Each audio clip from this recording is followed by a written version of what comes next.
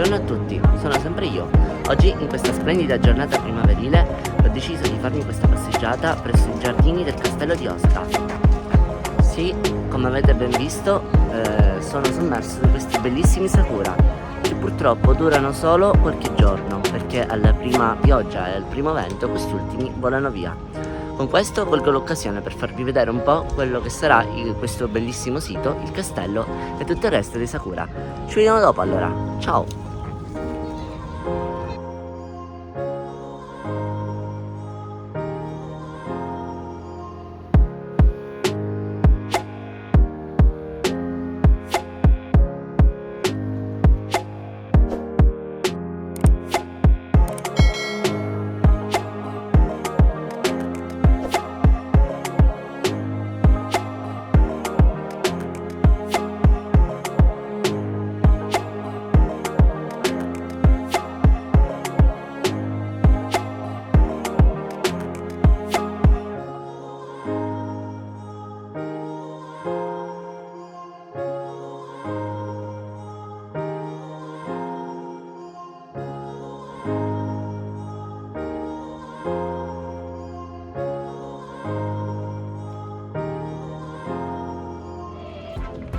Mentre mi incammino per i sentieri ricchi di questi bellissimi sakura diretto verso il castello di Osaka, mi imbatto in un chiosco che sforna a tutti i minuti dei dolci molto buoni.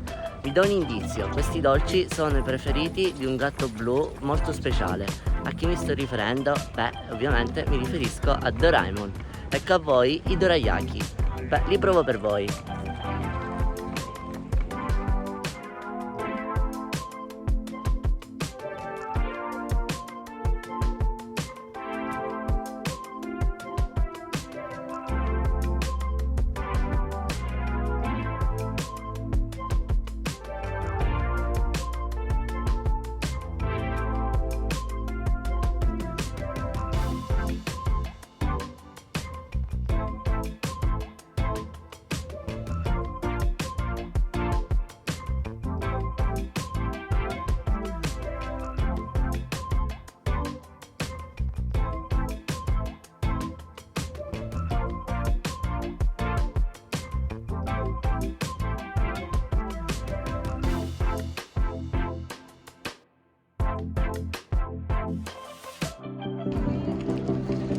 Ebbene, eccoci finalmente giunti a destinazione. Quasi mi stavo per perdere in mezzo a tutti quei sentieri di sakura, ma ecco che ho ritrovato la giusta retta via. Signore e signori, ecco a voi il castello di Osaka, chiamato dalla popolazione locale Osaka-jo. Costruito per volere del samurai Toyotomi intorno alla fine del 500, quest'ultimo venne eretto proprio per farlo diventare come uno dei centri del nuovo Giappone unificato. Ovviamente intorno all'inizio del 600 Toyotomi venne a mancare e prese il sopravvento Tokugawa, che decise di distruggere tutto e di ricostruirlo, fino a quando nel 1620 la torre che vedete lì in alto venne distrutta da un fulmine e venne ricostruita solo nel 1931.